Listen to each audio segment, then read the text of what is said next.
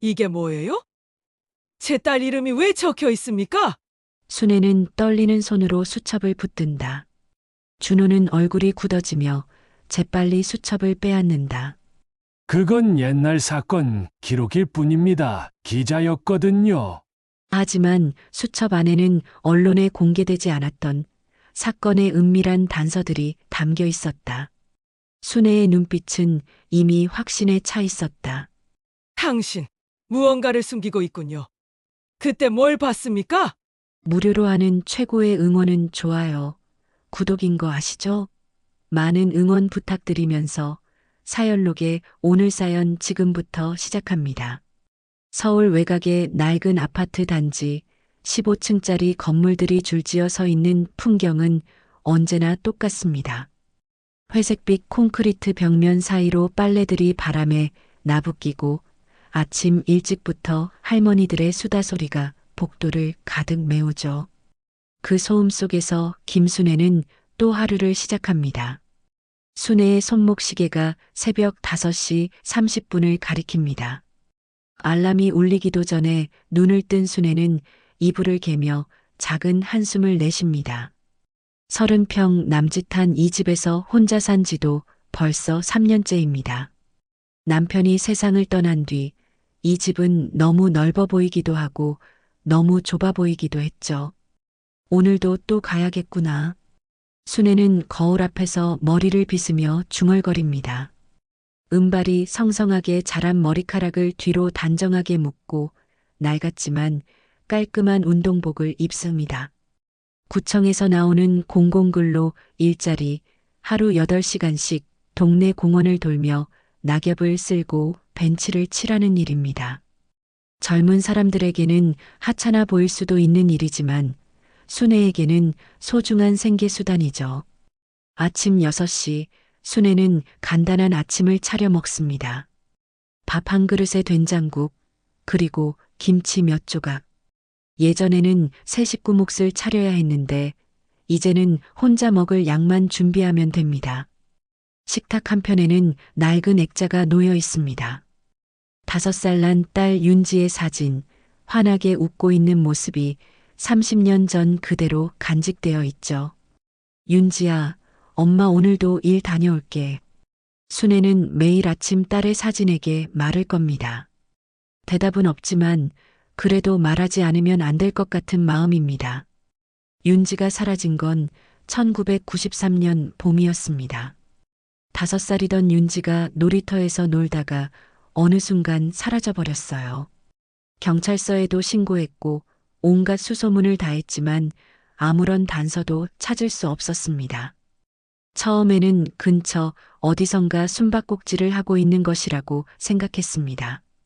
5살 아이니까 어른들 몰래 어디 숨어 있다가 나올 거라고 스스로를 달랬죠. 하지만 하루가 지나고 이틀이 지나도 윤지는 나타나지 않았습니다. 윤지는 그런 아이가 아니었거든요. 엄마를 찾으면서 울음을 터뜨릴 아이였는데 이틀씩이나 혼자 있을 리 없었어요. 사흘째 되던 날 순애는 참을 수 없어서 동네 사람들에게 윤지를 봤는지 묻고 다니기 시작했습니다. 하지만 아무도 윤지를 본 사람이 없었습니다. 놀이터에서 함께 놀던 아이들도 그 부모들도 모두 윤지의 행방을 모른다고 했죠. 그때서야 순애는 심각한 상황임을 깨달았습니다. 그렇게 순애는 윤지를 기다린 지 어느새 30년이 흘러간 것이었습니다. 7시가 되자 순애는 집을 나섭니다. 아파트 단지를 벗어나 버스 정류장까지 걷는 길, 똑같은 풍경이 펼쳐집니다. 편의점 앞에서 담배를 피우는 젊은 남자, 강아지를 산책시키는 할아버지, 출근길을 서두르는 직장인들. 모든 게 익숙하고 평범합니다. 하지만 순애에게는 그 평범함조차 외롭게 느껴질 때가 있습니다. 버스를 타고 공원으로 향하는 동안 순애는 창밖 풍경을 바라봅니다. 지나가는 사람들 중에서 30 중반 여성을 보면 가슴이 두근거립니다. 혹시나 하는 마음으로 자세히 들여다보지만 당연히 윤지는 아니죠. 30년이 지났으니까 윤지도 이제 35이 되었을 텐데 순애의 기억 속 윤지는 여전히 5살입니다. 공원에 도착하면 순애의 하루 일과가 시작됩니다. 빗자루를 들고 낙엽이 쌓인 길을 천천히 쓸어 나갑니다. 가을이 깊어갈수록 떨어지는 나뭇잎들은 끝이 없어 보이죠. 하지만 순애는 불평하지 않습니다. 이 일이라도 있어서 다행이라고 생각합니다. 일을 하고 있을 때만큼은 다른 생각을 하지 않아도 되니까요. 점심시간에는 동료들과 함께 도시락을 먹습니다. 비슷한 나이대의 할머니들과 앉아서 이런저런 이야기를 나누죠. 자식 자랑, 손주 자랑이 주된 화제입니다. 순애는 가만히 듣기만 합니다. 자랑할 자식도 없고 손주는 더더욱 없으니까요. 순애 언니는 자식이 없나? 가끔 누군가가 묻곤 합니다. 순애는 그럴 때마다 애매하게 웃으며 넘어갑니다. 딸이 실종되었다는 이야기를 꺼내기는 너무 무겁고 그렇다고 없다고 말하기도 어렵죠. 때로는 딸이 하나 있는데 멀리 살고 있어서요라고 얼버무리기도 합니다. 거짓말은 아니죠. 정말로 멀리 있을 테니까요. 오후 5시 하루 일과가 끝나면 순애는 버스를 타고 집으로 돌아갑니다. 퇴근 시간이라 버스는 붐비지만 나이가 있어서인지 자리를 양보받을 때가 많습니다. 창밖으로 스쳐 지나가는 풍경을 바라보며 순애는 생각에 잠깁니다. 윤지는 지금 어디서 무엇을 하고 있을까? 건강하게 잘 살고 있을까? 집에 돌아오면 텅 빈 공간이 순애를 맞습니다. 현관문을 열면서 다녀왔습니다라고 혼잣말을 하는 버릇이 생겼습니다. 대답해 줄 사람은 없지만 그래야 집 같은 느낌이 드니까요. 불을 켜고 저녁을 준비하고 혼자서 밥을 먹습니다. 텔레비전을 틀어놓지만 집중해서 보지는 않죠. 그냥 소리가 있어야 덜 적적하니까요. 저녁을 먹고 나면 설거지를 합니다. 그릇 2개, 국그릇 하나, 수저 1벌. 예전에는 3사람 분량이었는데 이제는 이것만 있으면 됩니다. 설거지를 다 하고 나면 윤지 방을 들여다봅니다. 30년 전 그대로 보존되어 있는 방, 먼지만 조금씩 쌓여갑니다. 잠들기 전 순애는 침대맡 서랍에서 낡은 종이 한 장을 꺼냅니다. 손글씨로 쓰인 김윤지라는 이름, 30년 동안 매일 밤 쓰다듬어서 종이가 너덜너덜해졌습니다. 순애는 그 이름을 손끝으로 천천히 따라 그으며 중얼거립니다. 오늘도 하루를 버텼구나. 윤지야, 넌 어디서 어떻게 살고 있을까? 방 한편 벽시계가 밤 11시를 가리킵니다. 순애는 종이를 다시 서랍에 넣고 이불을 덮습니다. 내일도 똑같은 하루가 기다리고 있을 테지만 그래도 살아가야죠. 언젠가는 윤지가 돌아올지도 모르니까요. 그 희망 하나만으로 순애는 오늘도 하루를 마감합니다. 어두워진 퇴근길, 순애는 언제나처럼 버스 정류장에서 시내버스를 기다리고 있었습니다. 하루 종일 빗자루를 잡았던 손이 떨려오고 허리도 뻐근했죠. 관절염 때문에 비 오기 전날이면 유독 더 아팠는데 오늘이 바로 그런 날이었습니다. 버스가 도착하자 순애는 천천히 올라탔습니다. 퇴근 시간이라 자리가 거의 없었지만 다행히 창가 쪽에 빈자리 하나가 보였어요. 순애는 그 자리에 앉으며 작은 안도의 한숨을 내쉬었습니다. 오늘따라 유독 피곤했거든요.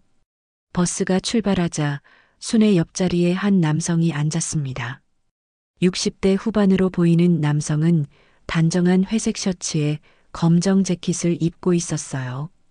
깔끔하게 빗어넘긴 머리카락과 정돈된 옷차림에서 품격이 느껴졌습니다.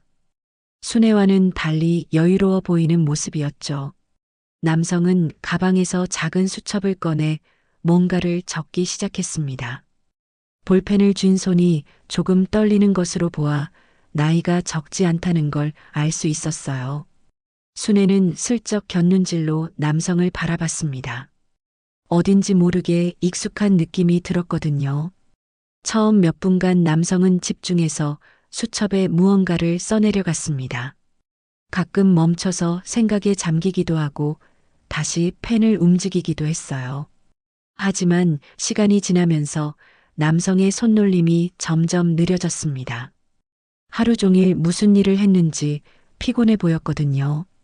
버스의 부드러운 진동과 따뜻한 실내 온도가 남성을 졸음으로 이끌기 시작했습니다. 펜을 든 손이 점점 무거워지더니 고개가 조금씩 앞으로 떨어지기 시작했어요. 남성은 깜짝 놀라서 일어나며 다시 수첩에 집중하려 했지만 곧 또다시 꾸벅꾸벅 졸기 시작했습니다. 순애는 그 모습을 보며 괜히 미안한 마음이 들었어요. 나이 드신 분이 하루 종일 무슨 일을 하셨을지 짐작이 갔거든요. 남편도 퇴근길 버스에서 이렇게 졸곤 했었죠. 하루 종일 일한 피로감에 버스의 진동이 더해지면 자연스럽게 잠이 들었던 것 같아요. 남성에게서 은은한 향이 났습니다. 비싸 보이지는 않지만 깔끔하고 차분한 냄새였죠. 오랜만에 맡아보는 남성의 향이었습니다. 남편이 돌아가신 뒤로는 이런 향을 맡을 일이 없었거든요. 남성은 여전히 수첩과 펜을 손에 쥔 채로 졸고 있었고 가끔 고개가 순애 쪽으로 기울어지기도 했어요. 버스 안은 퇴근길 특유의 정적이 흘렀습니다. 사람들은 각자 스마트폰을 보거나 창밖을 바라보며 집으로 향하는 시간을 보내고 있었어요. 순애도 창밖 풍경을 바라봤습니다. 거리에는 퇴근길 사람들로 붐비고 있었죠. 젊은 직장인들이 스마트폰을 보며 걷고 학생들이 무거운 가방을 메고 집으로 향하고 있었어요. 버스가 몇 개의 정류장을 지나면서 승객들이 조금씩 줄어들었습니다. 저녁 시간이 다가오면서 차창 밖으로는 가로등이 하나둘 켜지기 시작했어요. 순애는 시계를 보며 집에 도착할 시간을 계산했습니다. 집에 가서 저녁을 먹고 윤지의 사진에게 하루 있었던 일을 이야기하고 또 하루를 마무리해야 했죠. 옆에 앉은 남성은 완전히 잠에 빠진 것 같았습니다. 수첩과 펜을 무릎 위에 올린 채로 고개를 뒤로 기댄 상태였어요. 가끔 코를 살짝 골기도 했는데 그마저도 조용해서 다른 승객들에게 방해가 되지는 않았습니다. 그때였습니다. 앞에서 운전하던 기사가 급브레이크를 밟았어요. 신호등이 갑자기 바뀌면서 앞차가 급정거를 했던 것입니다. 버스 안의 승객들이 모두 앞으로 쏠렸죠. 어머! 순애도 깜짝 놀라며 앞좌석 등받이를 붙잡았습니다. 옆에서 졸고 있던 남성은 더욱 놀란 표정으로 깨어났어요. 그 순간 남성의 무릎 위에 있던 수첩이 바닥으로 떨어졌습니다. 펜도 함께 굴러떨어졌죠. 아, 죄송합니다. 순애는 재빨리 몸을 숙여 수첩을 주워들었습니다. 남성에게 건네려다가 수첩이 열린 채로 떨어져서 글귀가 눈에 들어왔어요. 처음에는 그냥 지나칠 뻔했는데 한 줄이 순애의 시선을 사로잡았습니다. 실종 아동 김윤지 1993. 순애는 눈을 의심했습니다. 자신의 딸 이름이 낯선 사람의 수첩에 적혀 있다니요. 손이 떨리기 시작했어요. 혹시 잘못 본 것은 아닐까 싶어서 다시 한번 자세히 들여다봤습니다. 분명히 김윤지라고 적혀 있었습니다.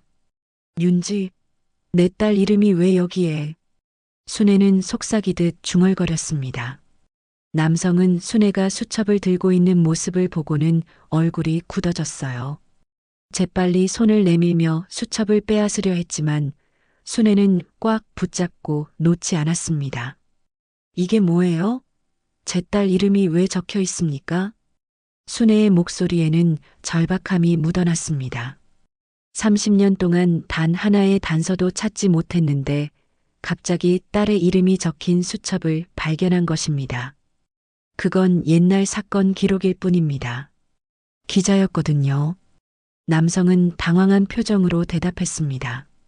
하지만 수첩 안에는 언론에 공개되지 않았던 은밀한 단서들이 담겨 있는 것 같았어요. 순애의 눈빛은 이미 확신에 차 있었습니다. 당신 무언가를 숨기고 있군요. 그때 뭘 봤습니까? 순애의 목소리가 날카로워졌습니다. 남성은 난처한 표정을 지으며 고개를 돌렸어요. 다른 승객들이 쳐다보기 시작했지만 순애는 신경 쓰지 않았습니다.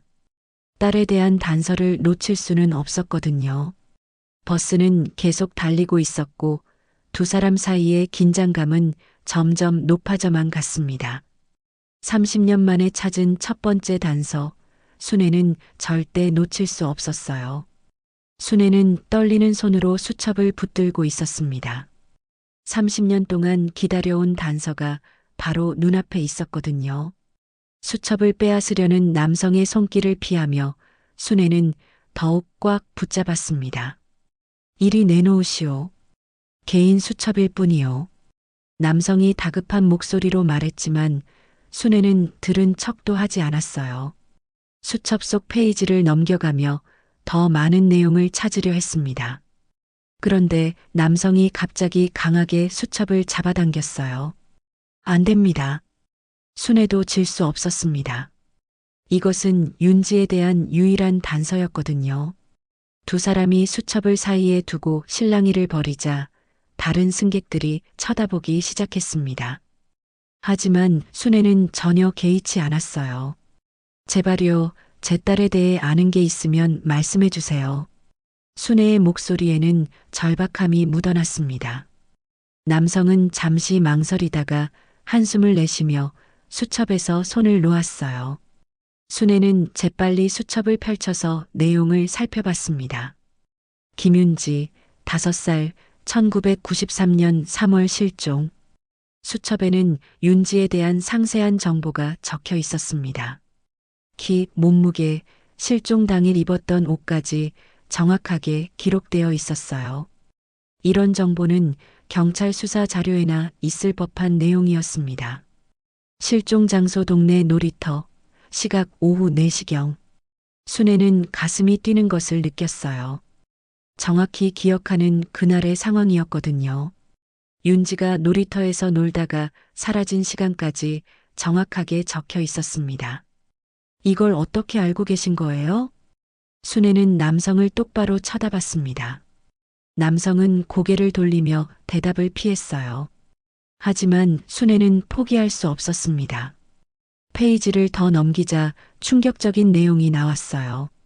목격자 증언 검은색 승용차, 어린이와 함께 이동하는 남성 목격. 순애의 얼굴이 창백해졌습니다. 이런 내용은 당시 경찰도 모르던 정보였거든요. 남성이 직접 목격한 것일 수도 있겠다는 생각이 들었어요. 당신이 봤군요. 우리 윤지를. 순애의 목소리가 떨렸습니다. 남성은 여전히 고개를 돌린 채 대답하지 않았어요. 하지만 그의 표정에서 뭔가 알고 있다는 것이 확실히 느껴졌습니다. 왜 그때 신고하지 않으셨어요? 왜 지금까지 입을 다물고 계셨습니까? 순애의 목소리가 점점 높아졌습니다. 다른 승객들이 더욱 관심을 보이기 시작했지만 순애에게는 그런 것들이 중요하지 않았어요.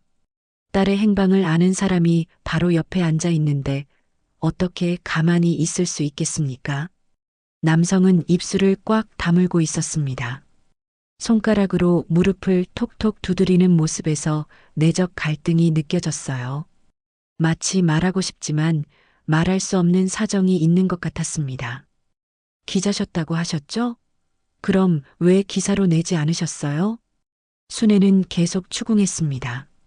남성의 미간이 찌푸려졌어요. 잠시 후 그가 작은 목소리로 중얼거렸습니다.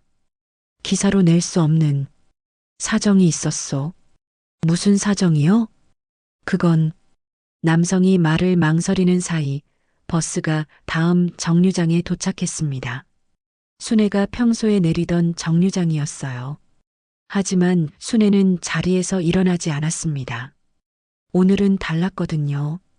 남성이 어디까지 가는지 그리고 더 많은 이야기를 들을 수 있는지 확인해야 했어요.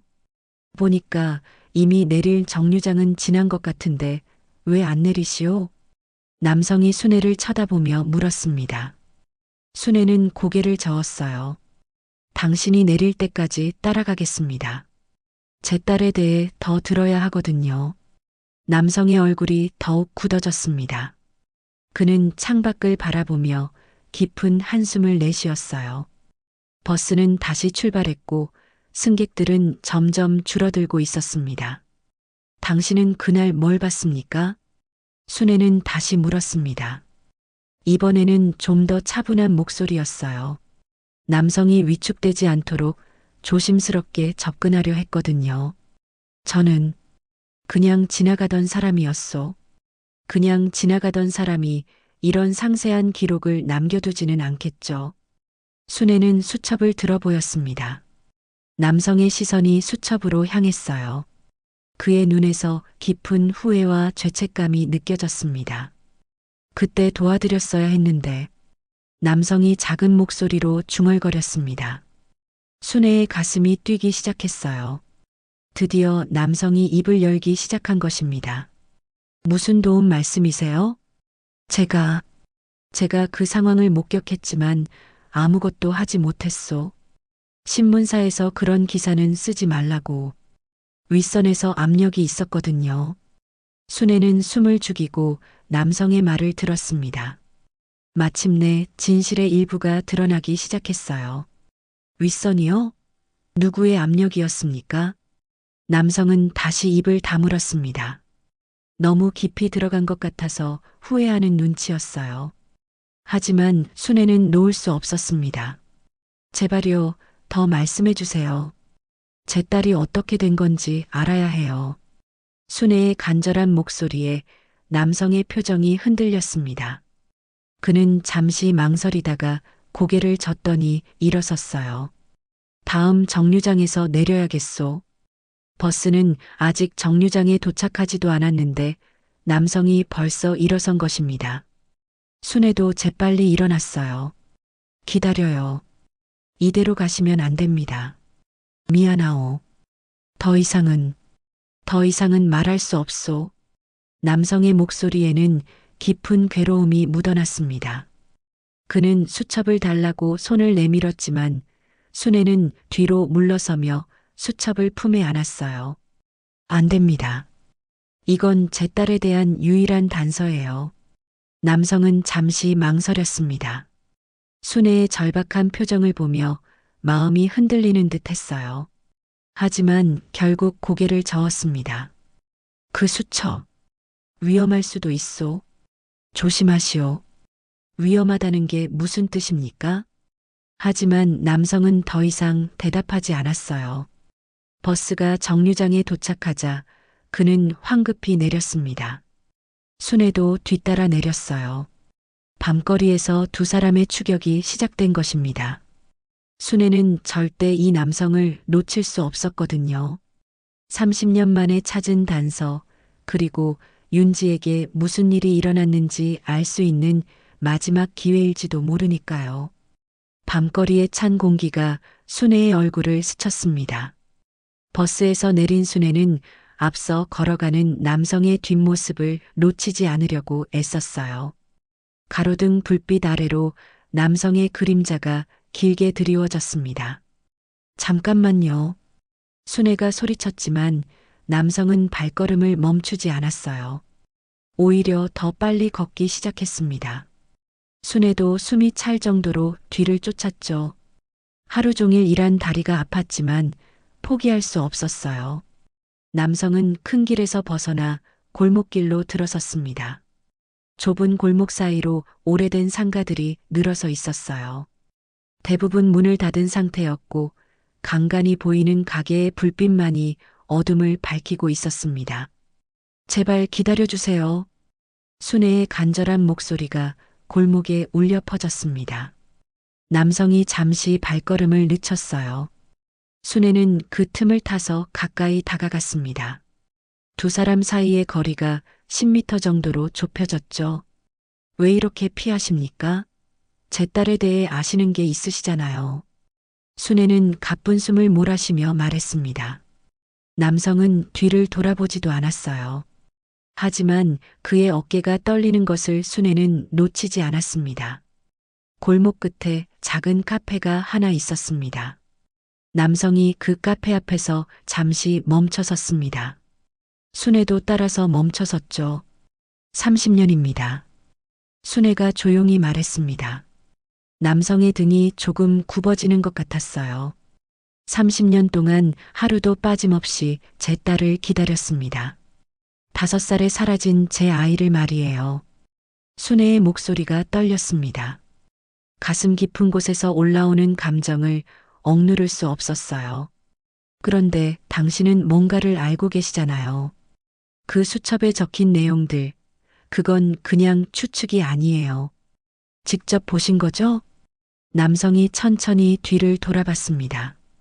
가로등 불빛 아래서 보니 그의 얼굴에는 깊은 주름이 패여 있었어요. 그리고 눈가에는 말할 수 없는 슬픔이 어려 있었습니다. 당신도 부모잖아요, 아니에요? 순애가 조심스럽게 물었습니다. 남성의 표정이 미묘하게 변했어요. 물론이요. 남성의 목소리가 쉬었습니다.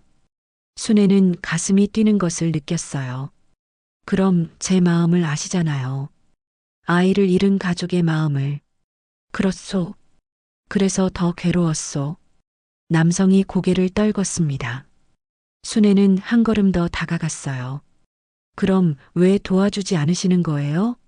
왜 그 수첩 속 정보를 혼자만 간직하고 계시는 거예요? 도와주고 싶었소. 정말로. 하지만 복잡한 사정이 있었소. 남성이 말을 흐렸습니다. 순애는 답답함을 느꼈어요. 사정이 뭔지는 모르겠지만 제가 알아야 할 권리는 있지 않습니까? 제 딸이잖아요. 순애의 목소리에 강한 의지가 실렸습니다. 남성은 잠시 순애를 바라봤어요. 그 수첩, 정말 소중한 것이오? 남성이 조심스럽게 물었습니다. 순애는 수첩을 가슴에 꽉 안았어요. 제게는 목숨보다 소중합니다. 이게 제 딸에 대한 유일한 단서거든요. 그 아이, 정말 5살이었소? 남성의 물음에 순애는 고개를 끄덕였어요. 네, 막 5살이 된 지 얼마 안 된 때였습니다. 아직 아기 같았어요. 엄마 없이는 화장실도 혼자 못 가던 아이였는데 순애의 목소리가 잠겼습니다. 남성의 표정이 더욱 어두워졌어요. 그렇게 어린 아이를. 남성이 중얼거리다가 입을 다물었습니다. 순애는 그 순간을 놓치지 않았어요. 뭔가 아시는 게 있으시죠? 그때 윤지에게 무슨 일이 일어났는지. 모르는 게 나을 때도 있어. 남성이 고개를 저으며 말했습니다. 순애는 더욱 답답해졌어요. 그럼 당신은 계속 모른 척 하시겠다는 거예요?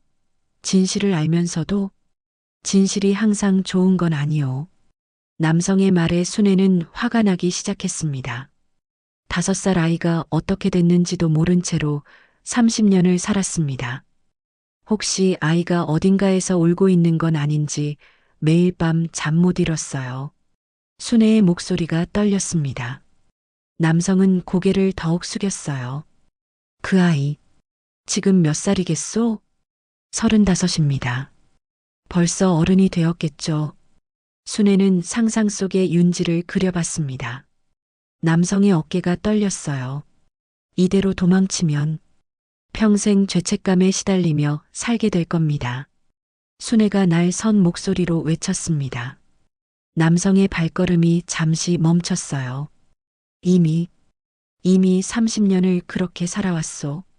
남성의 목소리에는 깊은 절망이 묻어났습니다. 순애는 그 순간 남성도 고통받고 있다는 것을 깨달았어요. 그럼 이제라도 용기를 내세요. 저와 함께 진실을 찾아요. 순애가 간절하게 말했지만 남성은 고개를 저었습니다. 그날의 진실을 말했어야 했는데 이제 와서 무슨 의미가 있단 말인가. 남성이 작은 목소리로 중얼거리며 어둠 속으로 사라져갔습니다. 순애는 그 자리에 서서 남성의 뒷모습을 바라볼 수밖에 없었어요. 골목에는 순애 혼자만 남겨졌습니다. 손에는 여전히 수첩이 있었지만 그것만으로는 부족했어요. 순애는 수첩을 펼쳐봤습니다. 어둠 속에서도 윤지의 이름이 또렷하게 보였어요. 이것이 시작이라는 생각이 들었습니다. 골목에 혼자 남겨진 순애는 떨리는 손으로 수첩을 다시 펼쳐봤습니다. 가로등 불빛 아래서 페이지를 하나씩 넘겨가며 더 자세한 내용을 찾으려 했어요. 윤지에 대한 기록이 생각보다 상세했습니다. 실종 당일 착용 의복 빨간색 원피스, 흰색 양말, 분홍색 운동화. 순애는 가슴이 뛰는 것을 느꼈어요. 정확히 기억하는 윤지의 마지막 모습이었거든요. 그날 아침 윤지가 놀이터에 나간다며 입고 나간 옷이 맞았습니다. 이런 세세한 정보까지 알고 있다는 건 그 남성이 정말로 뭔가를 목격했다는 뜻이었어요. 다음 페이지를 넘기자 더욱 충격적인 내용이 나왔습니다. 목격 시각 오후 4시 10분, 장소 놀이터 뒤편 주차장. 순애는 숨이 멎는 것 같았어요. 윤지가 마지막으로 목격된 정확한 시간과 장소까지 기록되어 있었습니다. 경찰도 이런 정보는 찾아내지 못했었는데요. 수첩을 더 넘기자 손글씨로 빼곡하게 적힌 메모들이 나왔습니다. 승용차 번호 서울 나 4387, 운전자 중년 남성, 조수석에 여성 동승. 순애의 손이 더욱 심하게 떨렸어요. 이런 구체적인 정보들은 분명히 그 자리에 있었던 사람만이 알 수 있는 것들이었습니다. 그런데 왜 이런 중요한 정보를 경찰에 신고하지 않았을까요? 페이지를 계속 넘기다가 순애는 더욱 놀라운 내용을 발견했습니다. 압력 관련자 김 국회의원, 신문사 사주와의 관계. 이름은 가려져 있었지만 분명히 정치적인 압력이 있었다는 것을 알 수 있었어요. 순애는 점점 복잡한 사건에 휘말린 것 같은 기분이 들었습니다. 그런데 다음 페이지에서 순애는 세상이 무너지는 듯한 충격을 받았어요. 관련 기관 해외 입양 전문 기관, 서류 조작 의혹. 순애는 수첩을 떨어뜨릴 뻔했습니다. 해외 입양이라니요? 윤지가 단순히 실종된 것이 아니라 의도적으로 해외로 보내졌다는 뜻인가요? 실종 아동, 해외 입양 전환 의혹. 이 한 줄이 순애의 30년 믿음을 산산조각 냈습니다. 납치나 사고가 아니라 누군가가 계획적으로 윤지를 해외로 보낸 것일 수도 있다는 것이었어요. 순애는 주저앉았습니다. 다리에 힘이 빠져서 더 이상 서 있을 수 없었거든요. 골목 한편 벤치에 앉아서 수첩을 다시 들여다봤어요. 입양기관명 국제아동복지회, 담당자 박 실장. 구체적인 기관명까지 적혀 있었습니다. 순애는 이 모든 것이 현실인지 믿기 어려웠어요.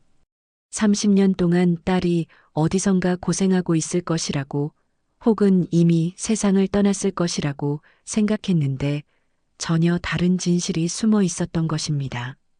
내가 내 아이를 그렇게 잃은 거였어. 순애는 중얼거리며 고개를 떨궜습니다. 만약 이것이 사실이라면 윤지는 자신의 의지와는 상관없이 낯선 나라로 보내진 것입니다.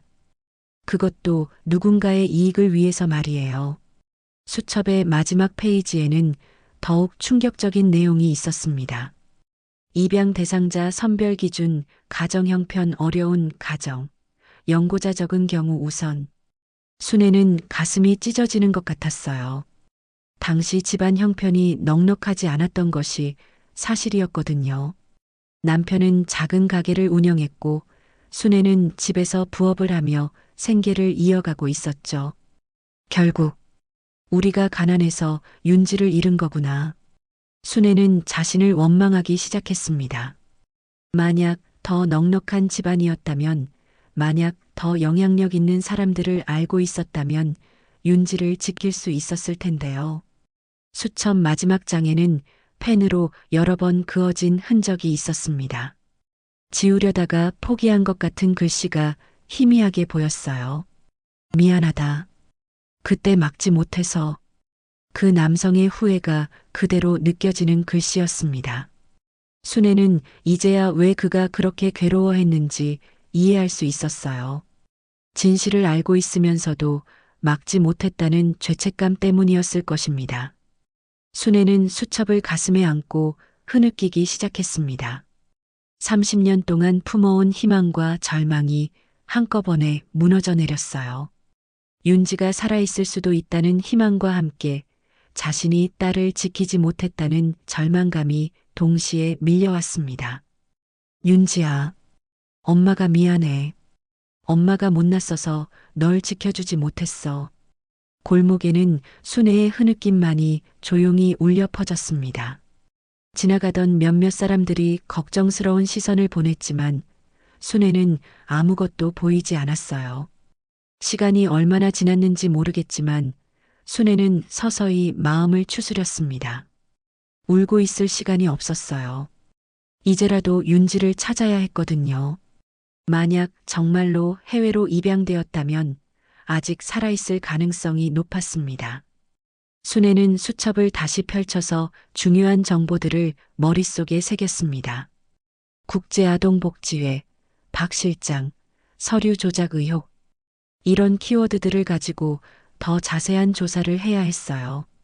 이제부터가 시작이야. 윤지를 찾는 진짜 여행이 시작되는 거야.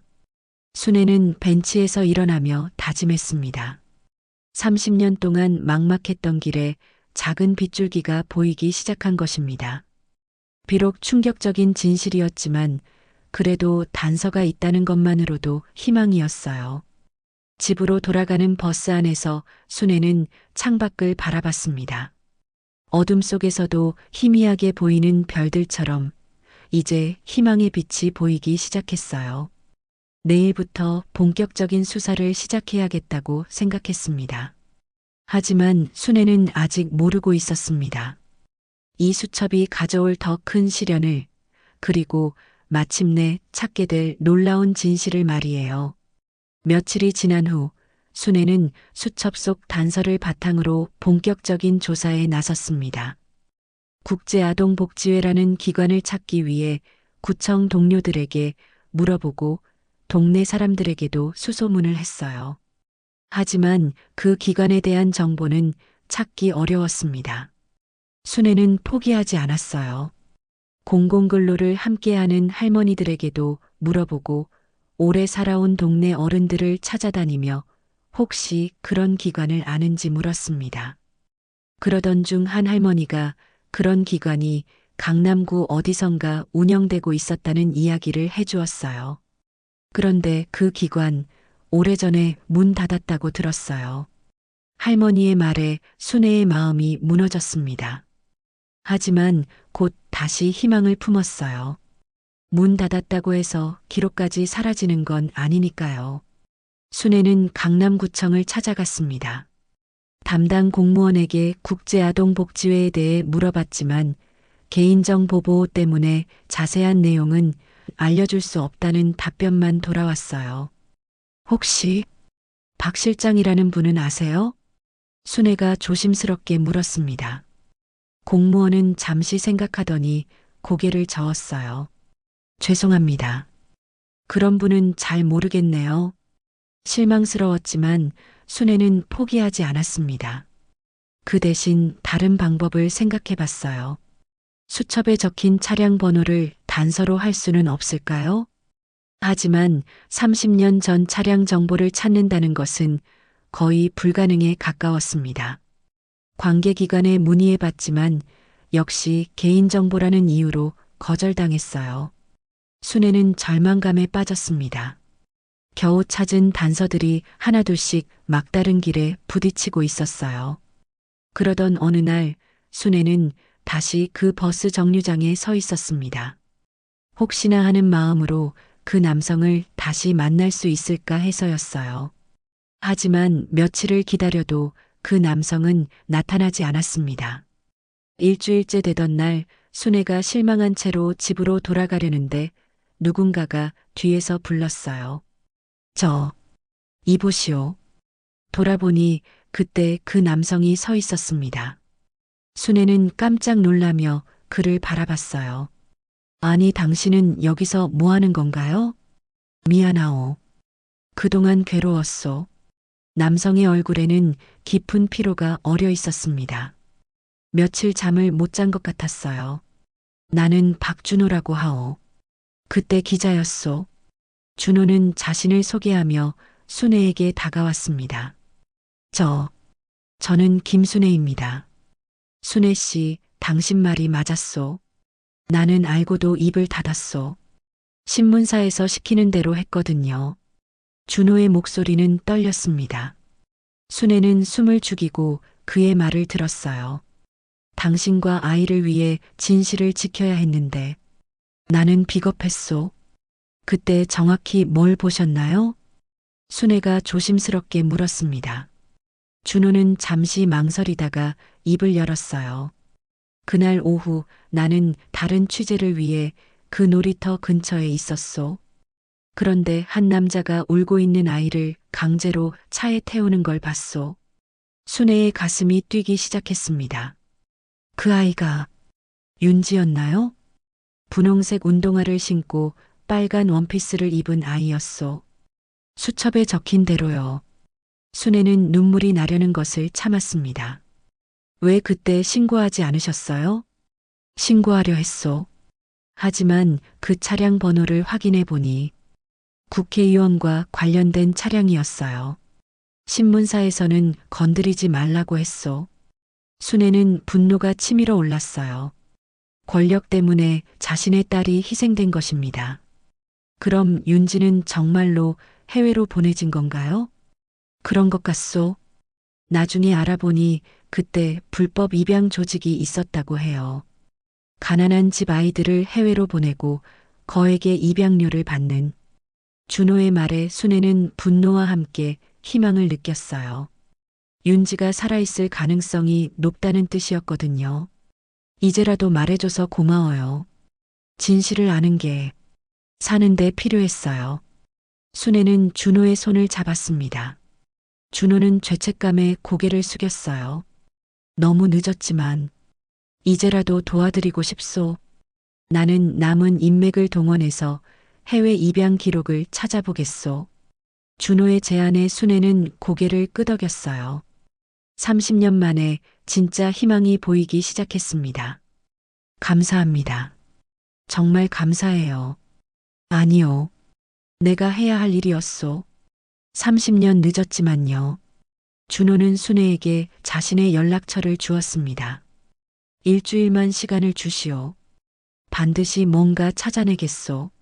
순애는 준호의 진심을 느낄 수 있었어요. 그의 눈에서 각오가 보였습니다.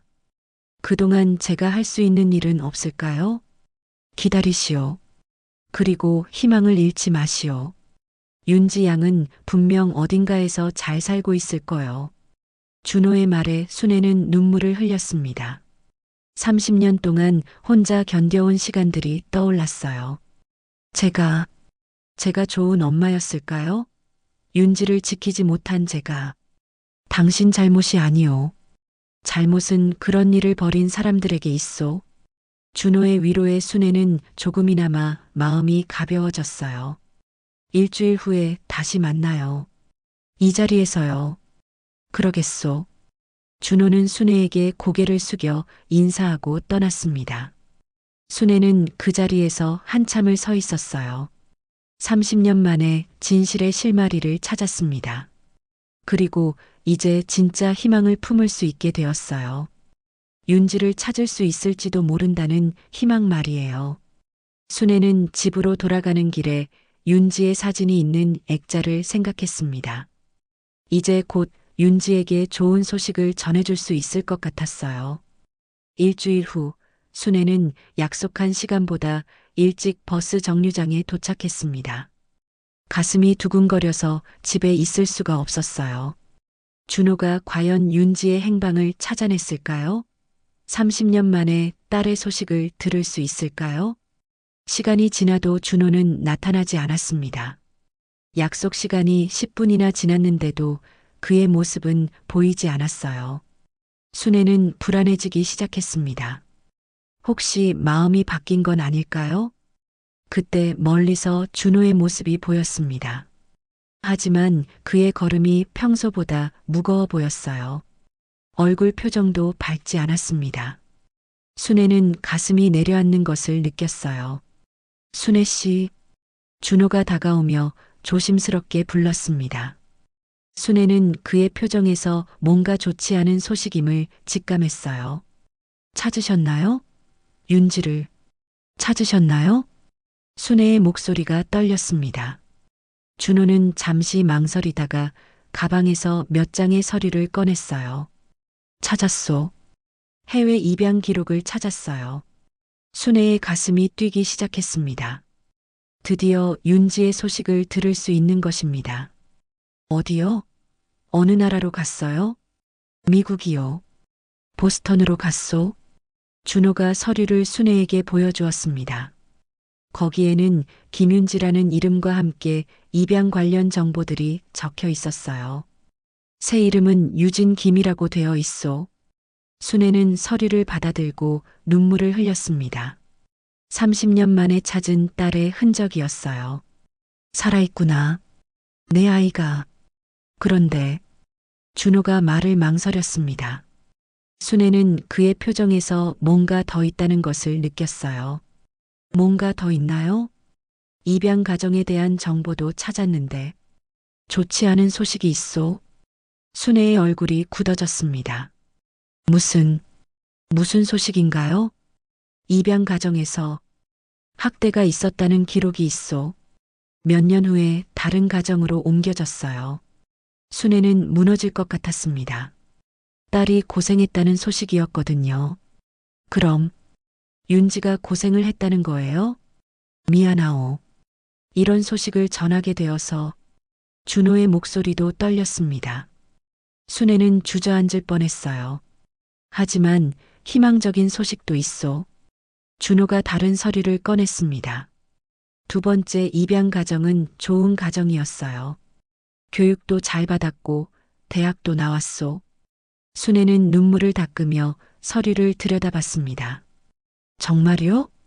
네, 하버드 대학을 나왔고 지금은 의사로 일하고 있다고 해요. 순애의 마음에 희망이 다시 살아났습니다. 딸이 훌륭하게 자랐다는 소식이었어요. 의사. 우리 윤지가 의사가 됐다고요? 네, 소아과 의사라고 되어 있소. 순애는 자랑스러움과 동시에 그리움이 몰려왔습니다. 어린 시절 고생했지만 결국 훌륭한 사람이 된 딸이 대견했어요. 그럼 연락할 수 있나요? 만날 수 있나요? 그것도 알아봤소. 준호가 마지막 서류를 꺼냈습니다. 한국 관련 단체에서 입양아들의 뿌리 찾기를 도와주는 프로그램이 있어요. 거기에 윤지, 아니 유진이 연락을 한 기록이 있소. 순애는 가슴이 터질 것 같았어요. 정말요? 윤지도 저를 찾고 있었다는 거예요? 작년에 연락했다고 되어 있소. 한국의 생모를 찾고 있다고요. 순애는 눈물이 멈추지 않았습니다. 자신이 딸을 그리워하는 만큼 딸도 자신을 찾고 있었다는 것입니다. 어떻게 연락을 할 수 있죠? 사실 이메일 주소를 알아냈소. 순애의 눈이 커졌습니다. 이메일이요? 네, 병원 홈페이지에 연락처가 나와 있더라고요. 준호가 종이에 적힌 이메일 주소를 보여주었습니다. 하지만 순애는 당황했어요. 그런데 저는 이메일을 어떻게 보내는지 몰라요. 그런 걸 해본 적이 없어서 걱정하지 마시오. 구청에 가서 젊은 공무원들에게 도움을 받으면 됩니다. 준호의 제안에 순애는 고개를 끄덕였습니다. 영어로 써야 하는 거 아닌가요? 그것도 구청에서 도와줄 거요. 요즘 젊은 사람들은 영어를 잘하니까요. 순애는 조금 안심이 되었어요. 고맙습니다. 정말 고마워요. 하지만 조심스럽게 접근하시오. 갑작스럽게 연락받으면 놀랄 수도 있거든요. 준호의 조언에 순애는 고개를 끄덕였습니다. 내일 바로 구청에 가서 도움을 요청할게요. 그러시오. 그리고 좋은 소식 있으면 연락 주시오. 준호는 순애에게 마지막 인사를 하고 떠났습니다. 순애는 그 자리에서 한참을 서 있었어요. 30년 만에 딸의 소식을 들었습니다. 그리고 곧 연락할 수도 있게 되었어요. 비록 이메일이라는 것이 어렵게 느껴지지만 구청 사람들이 도와줄 것이라는 희망이 있었습니다. 순애는 집으로 향하는 발걸음이 가벼웠어요. 내일은 구청에 가서 딸에게 보낼 편지를 영어로 써달라고 부탁해야겠습니다. 30년 동안 하지 못했던 이야기들을 전해야 하거든요. 다음 날 아침 순애는 평소보다 일찍 일어났습니다. 오늘은 구청에 가서 윤지에게 보낼 이메일을 부탁하는 날이었거든요. 가슴이 두근거려서 잠을 제대로 이루지 못했어요. 구청에 도착한 순애는 젊은 여직원에게 다가갔습니다. 죄송한데요. 도움을 좀 받을 수 있을까요? 네, 어떤 일이세요? 순애는 사정을 설명했습니다. 30년 전에 잃어버린 딸을 찾았는데 미국에 살고 있어서 영어로 이메일을 보내야 한다고요. 여직원은 감동받은 표정으로 기꺼이 도와주겠다고 했어요. 어머니, 정말 대단하세요. 30년 동안 포기하지 않으시고 고맙습니다. 그런데 뭐라고 써야 할지 모르겠어요. 순애는 미리 준비한 한글 편지를 꺼냈습니다. 밤새 써내려간 마음이 담긴 편지였어요. 여직원은 순애의 편지를 정성스럽게 영어로 번역해 주었습니다. 순애의 간절한 마음이 전해지도록 신경 써서 말이에요. 다 됐어요. 이제 이메일로 보내드릴게요. 이메일을 보낸 후 순애는 집으로 돌아와서 답장을 기다렸습니다. 하지만 하루가 지나도 이틀이 지나도 답장은 오지 않았어요. 혹시 놀라서 답장을 안 하는 건 아닐까? 순애는 걱정이 되기 시작했습니다. 너무 갑작스럽게 연락한 건 아닐까요? 일주일이 지나던 어느 날 구청 여직원에게서 전화가 왔어요. 어머님, 답장이 왔어요. 빨리 오세요. 순애는 뛸 듯이 기뻐하며 구청으로 달려갔습니다. 여직원은 환한 미소로 순애를 맞이했어요. 정말 감동적인 답장이에요. 읽어드릴게요. 여직원이 영어로 온 메일을 한국어로 번역해서 읽어주었습니다. 친애하는 어머니께 30년 동안 저를 찾아주셔서 감사합니다. 저도 어머니를 그리워했어요. 어릴 때부터 한국에 대한 꿈을 꾸곤 했거든요. 순애는 눈물을 흘리며 딸의 편지를 들었어요. 저는 지금 보스턴에서 소아과 의사로 일하고 있어요. 어려운 시절도 있었지만 좋은 가족을 만나 잘 자랐습니다. 그리고 언젠가는 어머니를 만나고 싶다고 늘 생각했어요. 딸의 편지는 계속 이어졌습니다. 다음 달에 휴가를 내서 한국에 갈 예정입니다. 어머니를 만나고 싶어요. 그동안 하지 못했던 이야기를 나누고 싶습니다. 순애는 너무 기뻐서 말을 할 수가 없었어요. 드디어 딸을 만날 수 있게 된 것입니다. 정말 온다고 했나요?